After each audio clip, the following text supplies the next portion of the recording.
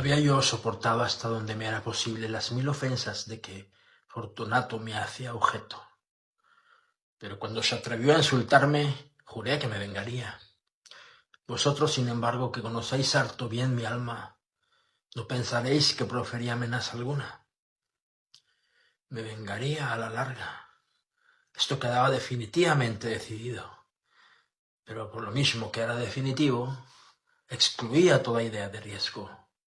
No solo debía castigar, sino castigar con impunidad. No se repara un agravio cuando el castigo alcanza al reparador.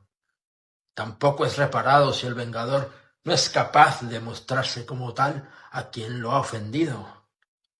Téngase en cuenta que ni mediante hechos ni mediante palabras había yo dado motivo a Fortunato para dudar de mi buena disposición. Tal como me lo había propuesto, seguí sonriente ante él, sin que se diera cuenta de que mi sonrisa procedía ahora de la idea de su inmolación. Un punto débil tenía este Fortunato, aunque en otros sentidos era hombre de respetar y aún de temer. Enorgullecíase de ser un connoisseur en materia de vinos. Pocos italianos poseen la capacidad del verdadero virtuoso. En su mayor parte, el entusiasmo que fingen se adapta al momento y a la oportunidad, a fin de engañar a los millonarios ingleses y a los austriacos. En pintura y en alhajas Fortunato era un impostor, como todos sus compatriotas, pero en lo referente a viños añejos procedía con sinceridad. No era yo diferente de él en ese sentido. Experto en vendimias italianas, compraba con largueza todos los vinos que podía. Anochecía ya, una tarde en que la semana de carnaval llegaba a su locura más extrema. Cuando encontré a mi amigo, acercóseme con excesiva cordialidad, pues había estado bebiendo en demasía. Disfrazado de bufón, llevaba un ajustado traje a rayas y lucía en la cabeza el icónico gorro de los cascabeles. Me sentí tan contento al verle que me pareció que no terminaría nunca de estrechar su mano. Mi querido Fortunato, le dije, qué suerte haberte encontrado. Qué buen semblante tienes. Figúrate que acabo de recibir un barril de vino que pasa por Amontillado, pero tengo mis dudas. ¿Cómo?, exclamó Fortunato. ¿Amontillado? ¿Un barril? ¡Imposible! ¿Y a mitad de carnaval? Tengo mis dudas, insistí. Pero he sido lo bastante tonto como para pagar su precio sin consultarte antes, hombre. No pude dar contigo y tenía miedo de echar a perder un buen negocio. ¿Amontillado? Tengo mis dudas. ¿Amontillado? Y quiero salir de ellas.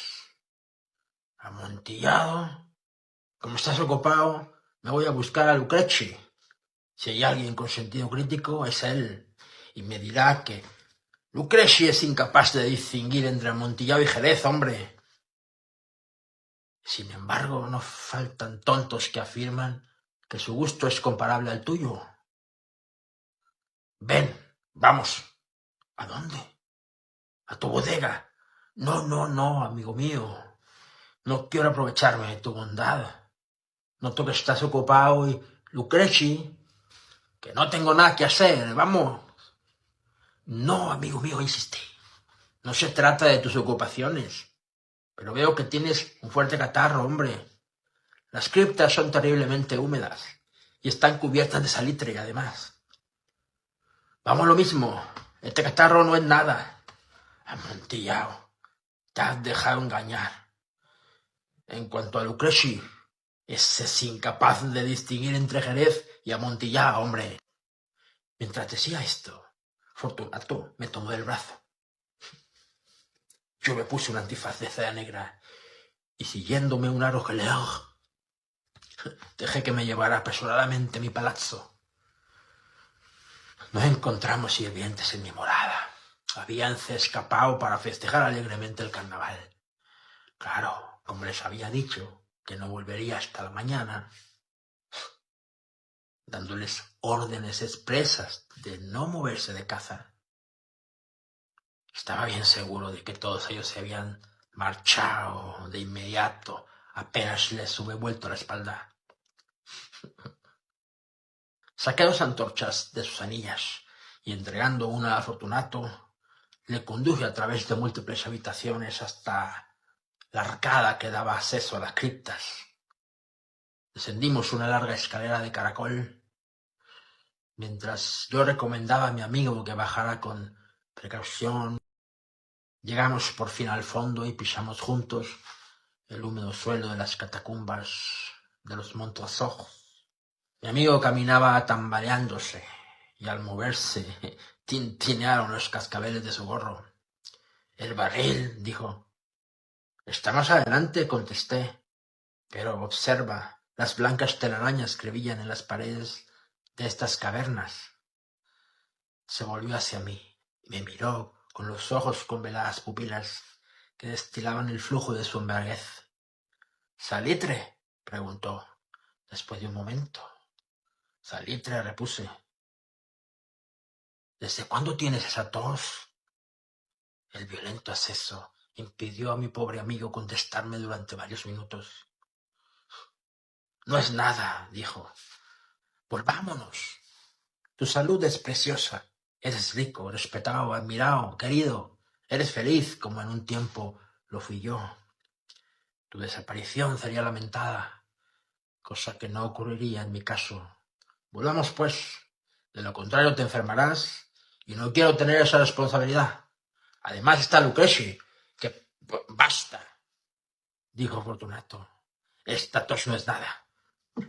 Y no me matará. No voy a morir de un acceso de tos». «Ciertamente que no», repuse. «No quería alarmarte innecesariamente. Un trago de este Medoc nos protegerá de la humedad». Rompí el cuello de una botella que había extraído de una larga hilera de la misma clase, colocada en el suelo. «Bebe, anda», agregué, presentándole el vino. Él, mirándome de soslayo, alzó la botella a sus labios, detúvose y me hizo un gesto familiar, mientras tintineaban sus cascabeles. «Brindo», dijo, «por los enterrados que reposan en torno a nosotros». «Y yo brindo», le dije, «porque tengas una larga vida». Otra vez me tomó el brazo y seguimos adelante. «Estas criptas son enormes», observó Fortunato.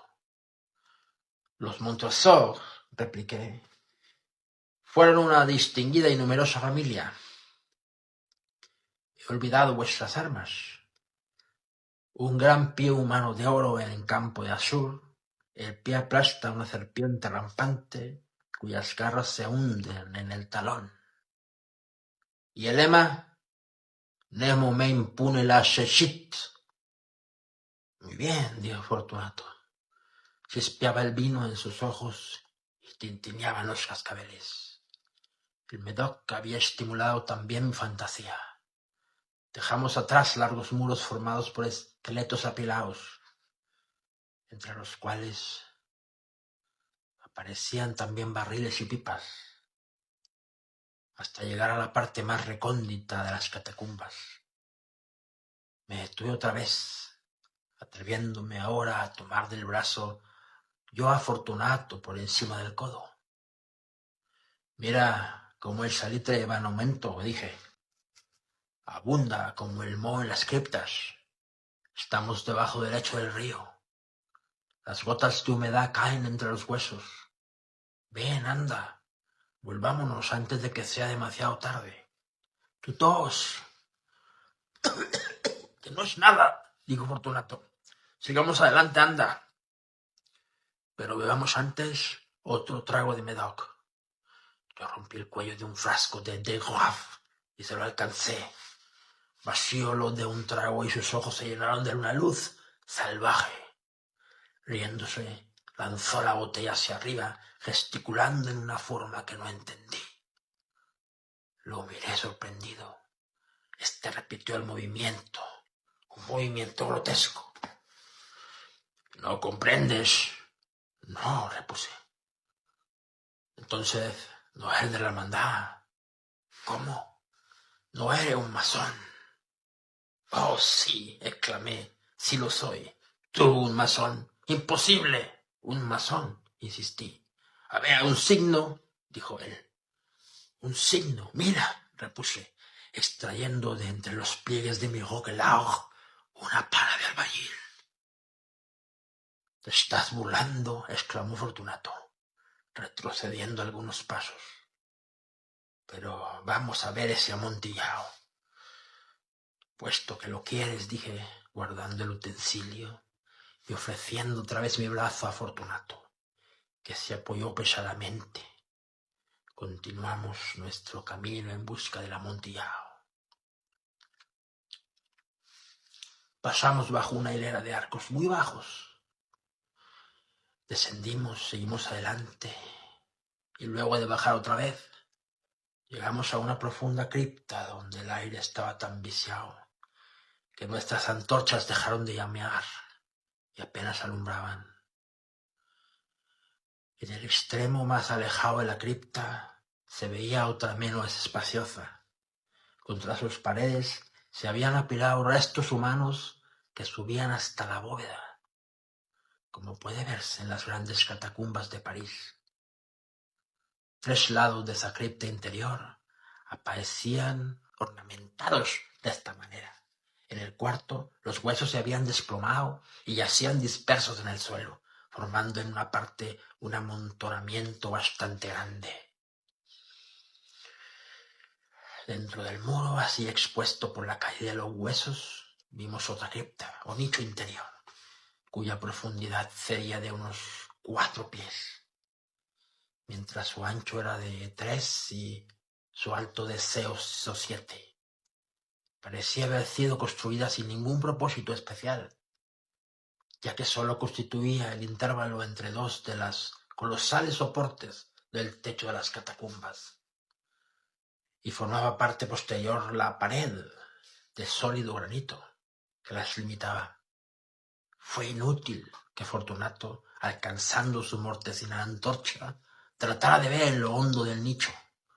La débil luz no permitía adivinar dónde terminaba. Continúa, anda, dije. Ahí está el amontillado. Pero en cuanto a Lucreci, ese es un ignorante, interrumpió mi amigo, mientras avanzaba tambaleándose y yo le seguía pegada a sus talones. En un instante llegó al fondo del nicho y, al ver que la roca interrumpía su marcha, se detuvo como atontado. Un segundo más tarde, quedaba encadenado al granito. Había en la roca 2 argollas de hierro, separadas horizontalmente por unos 2 pies. De una de ellas colgaba una cadena corta y de la otra un candado. Pasándole la cadena alrededor de la cintura, me bastaron apenas unos cuantos segundos para arrojarlo. Demasiado estupefacto estaba para resistirse. Extraje la llave y salí del nicho. Pasa tu mano por la pared, le dije, y sentirás el salitre. Te aseguro que hay mucha humedad. Una vez más, te imploro que volvamos. ¿No quieres? Pues entonces tendré que dejarte. Pero antes he de ofrecerte todos mis servicios. El amontillado, exclamó mi amigo, que no había vuelto aún de su estupefacción. Ah, es cierto, repliqué, el amontillado. Mientras decía esas palabras, fui hasta el montón de huesos de que ya he hablado, echándolos para un lado, y puse en descubierto una cantidad de bloques de piedra y de mortero. Con esos materiales y con la ayuda de mi pala de albañil, comencé vigorosamente a cerrar la entrada del nicho. Apenas había colocado la primera hilera de mampostería, advertí que la embriaguez de Fortunato se había disipado en buena parte. La primera indicación nació de un quejido profundo que venía de lo hondo del nicho. No era el grito de un borracho. Siguió un largo y obstinado silencio. pues la segunda hilera, y la tercera, y la cuarta. Entonces oí la furiosa vibración de la cadena. El ruido duró varios minutos, durante los cuales, y para poder escucharlo con más comodidad, interrumpí mi labor y me senté sobre los huesos. Cuando por fin cesó el resonar de la cadena, tomé de nuevo mi pala y terminé sin interrupción la quinta, la sexta, la séptima hilera. La pared me llegaba ahora hasta el pecho. Detúveme nuevamente y, alzando la antorcha sobre la mampostería, proyecté sus débiles rayos sobre la figura allí encerrada. Una sucesión de agudos y penetrantes alaridos, brotando súbitamente de la garganta de aquella forma encadenada, me hicieron retroceder con violencia. Vacilé un instante y temblé. Desenvainando mi espada incluso, me puse a tantear con ella el interior del nicho, pero me bastó una rápida reflexión para tranquilizarme, hombre. Apoyé la mano sobre la sólida muralla de la catacumba y me sentí satisfecho. Volví a acercarme al nicho y contesté con mis alaridos a aquel que clamaba. Fui su eco, lo ayudé, lo sobrepujé en volumen y en fuerza. Sí, así lo hice, y sus gritos acabaron por cesar. Ya era medianoche y mi tarea llegaba a su término. Había completado la octava, la novena y la 10ª hilera. Terminé una parte de la 11ª y la última. Solo quedaba por colocar y fijar una sola piedra. Luché con su peso y la coloqué parcialmente en posición. Pero entonces brotó desde el nicho una risa apagada que hizo erizar mis cabellos. La sucedió una voz lamentable, en la que me costó reconocer la del noble Fortunato. Una excelente broma, por cierto, una excelente broma. ¿Cómo vamos a reírnos en el palazzo? Mientras bebamos más. El amontillado, dije. Sí, el amontillado, pero ¿no se está haciendo tarde? ¿No nos estarán esperando en el palazzo, mi esposa y los demás? Vámonos. Sí, dije, vámonos. Por el amor de Dios, Montresor. Sí, dije, por el amor de Dios. Esperé en vano la respuesta a mis palabras. Me impacienté y llamé en voz alta. ¡Fortunato! Silencio. Y llamé otra vez. ¡Fortunato! No hubo respuesta. Pasé una antorcha por la abertura y la dejé caer adentro. Solo me fue devuelto un tintinear de cascabeles. Sentí que una náusea me envolvía. Su causa era la humedad de las catacumbas. Me apresuré a terminar mi trabajo. Puse la última piedra en su sitio y la fijé con el mortero. Contra la nueva mampostería volví a alzar la antigua pila de huesos. Durante medio siglo, ningún mortal los ha perturbado. Requisisquead in pace.